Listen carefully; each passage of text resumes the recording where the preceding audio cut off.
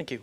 I'll try to be brief because we want to leave time open for questions, so you may see me skip through some of the stuff in order to accommodate getting your voice into the conversation. To start with, I'm not Dinah Bear, who was originally scheduled to come. Yesterday morning as I was walking in, I received a phone call indicating she had a bad medical problem and couldn't come, so I'm not her, but I know her. But if I were her, I'd be the executive director of Humane Borders. And so she's asked me to talk about Humane Borders. I want to be clear, I am not an official spokesperson for Humane Borders, but I've worked with them extensively doing volunteer work on the Mexican border. Let's talk a little bit about humanitarian groups and what they do. There's a number of them, migrant assistance groups, or what we might call migrant locator groups, that have emerged, the oldest being the Desert Angels in 1986 out of San Diego. It makes sense. Why San Diego? During that time period, that is where the venue of migration was most prominent. Since changes to U.S. immigration policy, which I'll talk briefly about in a second, most of the border crossing action has taken place in the Tucson sector, as Maria just talked about. Therefore, most of the humanitarian groups come out of Tucson, Arizona, including Humane Borders. Well, what's the need? Why the need for these humanitarian groups? Well, in the mid-1990s, a series of policies implemented in the Clinton administration, known as Operations Gatekeeper, Hold the Line, Safeguard, and Rio Grande, ushered in this new era of enforcement known as prevention by deterrence. And the idea is with a show of force, you will deter unauthorized entry into the United States. And Renee talked a little bit about some of this stuff. Coupled with this, what else happened in the 1990s? Well, NAFTA was implemented. The Mexican economy was faring poorly. The United States economy was doing well. And so there was a huge draw and demand for labor. Well, what did these operations do? As Maria pointed out, Operation Gatekeeper and Hold the Line especially ramped up enforcement in El Paso, Texas, and in San Diego, California. And so what happened, inflows into those sectors started to decrease, but it created what Maria referred to as a funnel effect. And the funnel effect on the map here shows that the migrant trails shifted and focused primarily on the Arizona border. And so with that, we started to see migrants entering ever more hostile areas, that is geographically hostile areas. And one thing that's important to point out is that deaths and migrant flows are not correlated at all, right? So last year, 2016, as Renee pointed out, inflows are trickling way down, but the number of deaths in 2016 was about as high as they were 4, 5, 6 years ago, all right? So the problem remains even as the numbers decrease. So what is Humane Borders? What do they do? Well, the motivation is that, in fact, most of the deaths on the border are due to exposure. So the solution is make water available to migrants to prevent migrant deaths. Now, I was in Tucson. I used to work at the University of Arizona when Humane Borders was founded. And at that time, there was a significant backlash. Claims were made that if you put water in the desert, you're going to promote migrants to come, which struck me on the face of it as sort of a silly thing, because they're coming not because they're going to get water, but because they're going to get employment or family reunification or whatever. And the reality is that migrants will cross whether or not there is water. And if there's not water, they will die. As Maria pointed out, about 7,000 have perished over the last, since about 1998. Okay, so what does Humane Borders do? I wish the coloration was good, but you can sort of get the picture. These are some photos that I took on a recent excursion with them. Humane Borders currently services about 50 water stations. They're all in the Sonoran Desert. They're all on federal land, so permits are held with the National Park Service, U.S. Federal. You can see where the permits are held. One concern that humanitarian workers have is that in the coming administration, these permits will be revoked, and in fact, humanitarian aid or assistance might be criminalized. That is a concern. I don't want to alarm anyone, but these things have been raised. So a few FAQs here that I often get. So does the U.S. Border Patrol monitor the water stations? And it turns out they don't, by and large. By agreement, they've entered into an informal agreement with the humanitarian organizations to not sort of set up shop around where the water locations are. And for the most part, they adhere to that agreement, for the most part. Do the water stations actually get used? Absolutely. Even as inflows are down, you may go to a water station and it's 30 or 40 gallons, 30 or 40 gallons low. Can water usage actually inform us about migratory paths? Absolutely. We can discover what water stations are being used, and when they're not being used, then we can determine that the migrant paths are actually shifting. And in fact, they're shifting right now to western part of Arizona in ever more hostile territory.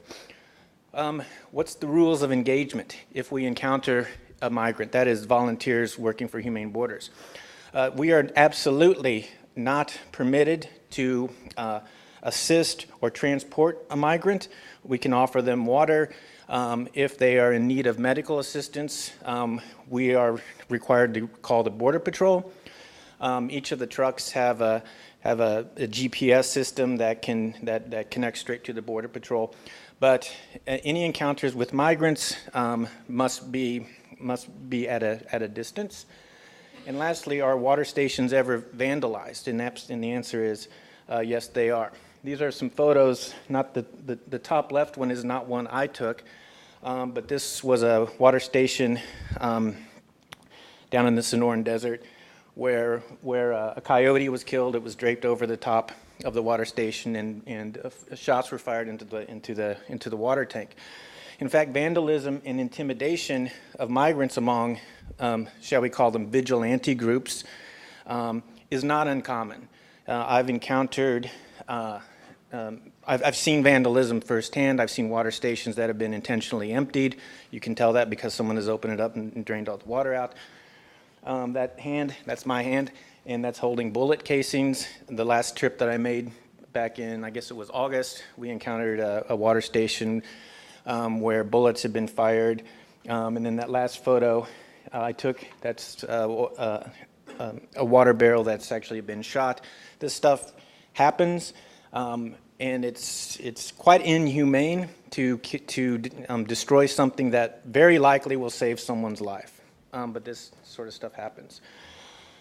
Another function of Humane Borders is the Arizona Open GPS. What does this do? Well, first of all, let's understand why Arizona. Most border deaths happen, most migrant deaths happen in Arizona, as Maria pointed out.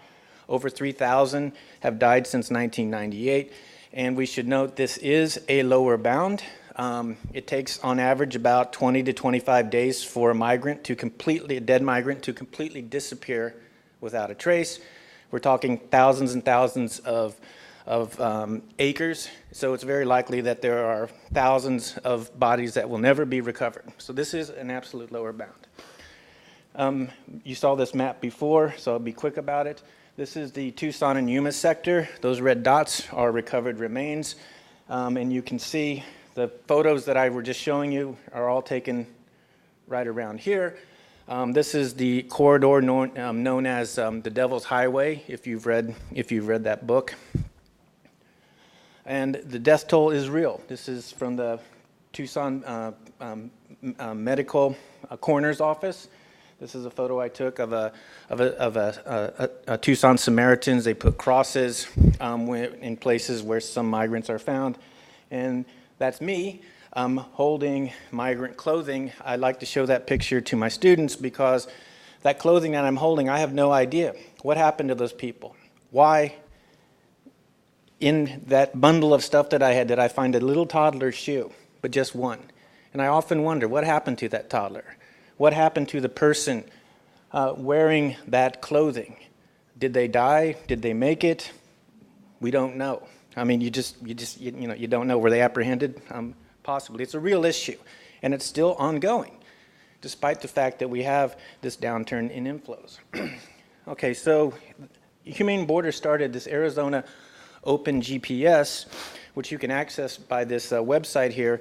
I was going to click it open, but we really don't have time to do that. If you go here, it'll open up a searchable database where you can actually locate friends or family members or demographics. So if you want to look at the number of women who have died in like one of the corridors, it'll show you on the map where they're located. Very little is actually known about what happens on the Mexican side of the border. Any guesses? I just said about 7,000 have died on the U.S. side of the border. Anyone want to take a guess on the Mexican side? And if you've had my classes before, you're not allowed to say. Any guesses? 14,000.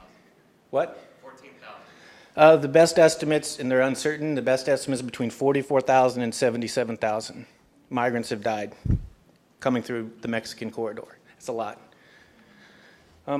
Humane Borders also assists Grupos Beta, which is a Mexican immigration group. There's no potable water in parts of the border areas, and so we deliver water to Mexico, and Grupos Beta then goes out into the desert to distribute bottles of water. Okay, so what are the trends in terms of migrants? Well, the enforcement strategy that Renee talked about forces migrants to take ever greater risks. And so what may have taken a 2-day walk becomes a 4-day walk, becomes an 8-day walk, becomes a week ordeal in the desert. And so the strategy of prevention by deterrence has largely not worked. And what we're seeing now is that migrants seem to be shifting to western Arizona. This is the area, by the way, where they're talking about the strategic wall. Speaking of wall, Governor, or at that time, Janet Napolitano famously said, if you show me a 50-foot wall, I'll show you a 51-foot ladder. Migrants come. They come invariant to obstacles because the demand is greater than the obstacle, all right? And so these walls, they don't work. They just do not work. So wrapping up, this is Humane Borders website. You can volunteer. You have to go to Tucson. It's a great place. Or contribute. If you're interested in more details, feel free to talk to me. Thank you.